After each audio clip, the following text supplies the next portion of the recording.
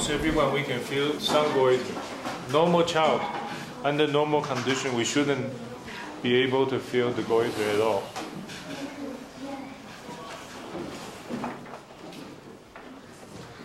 Yeah, we can feel from him.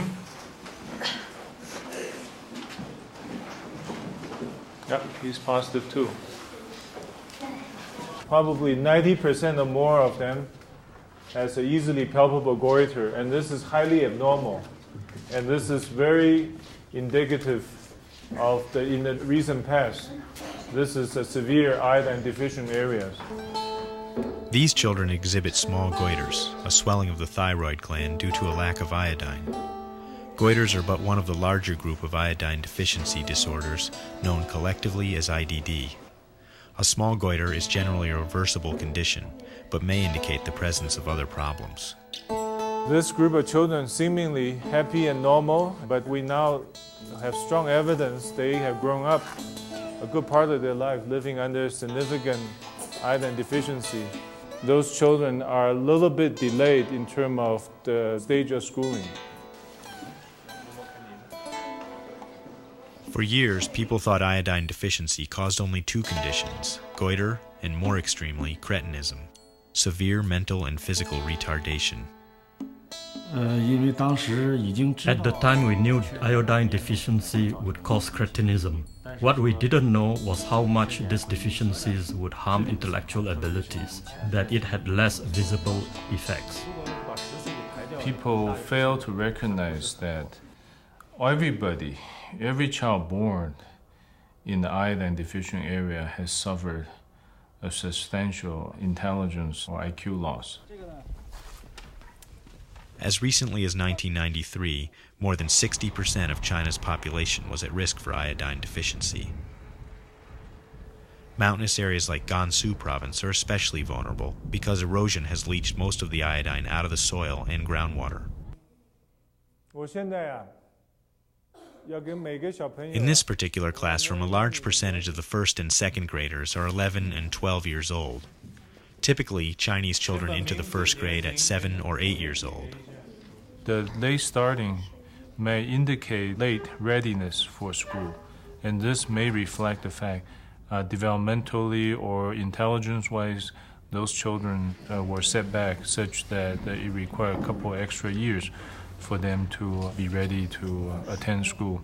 And this is indicative of an area of severe IDD. This is the normal IQ distribution, where the mean is about 100, bright and exceptional above 130, difficult to educate and retarded below 70. Now, if you have a population who suffer from iodine deficiency, there's a shift, an average shift of 10 points.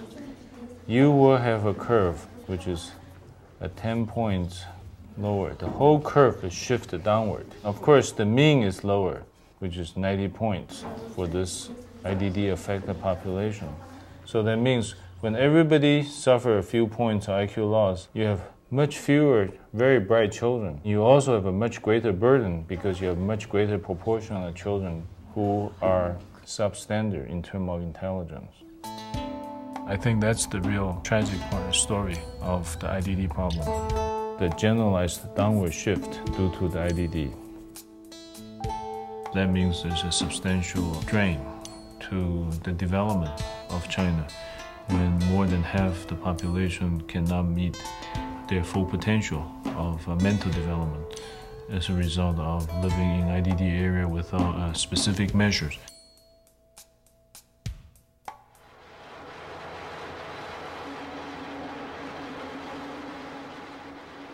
The change in how to solve the problems migrated from regarding iodine deficiency as a health and medical problem that requires a direct medical intervention to that of using the salt as a vehicle of introducing the iodine to make sure everybody is prevented from developing iodine deficiency.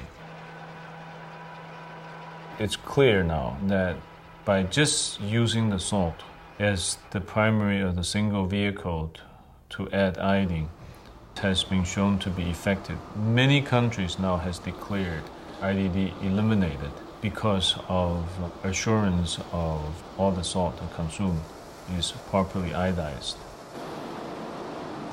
The key is for the salt sector to understand they are contributing to something that's terribly important.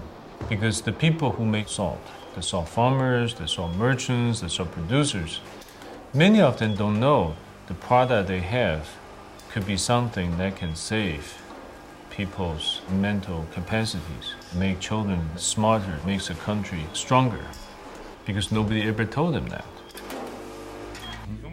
People inherently care for their family, their children.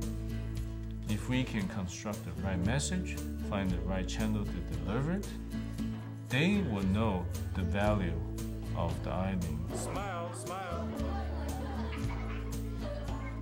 Fortunately for China, there has been a very rapid shift in the control of IDD. The iodine status has improved.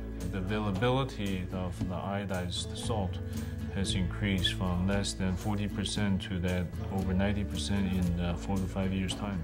The payoff is going to be when these generation children who are born in the last 4 or 5 years become adults. They're going to contribute one heck of a lot. If the whole generation people become smarter, it's going to be incredible. It's clear.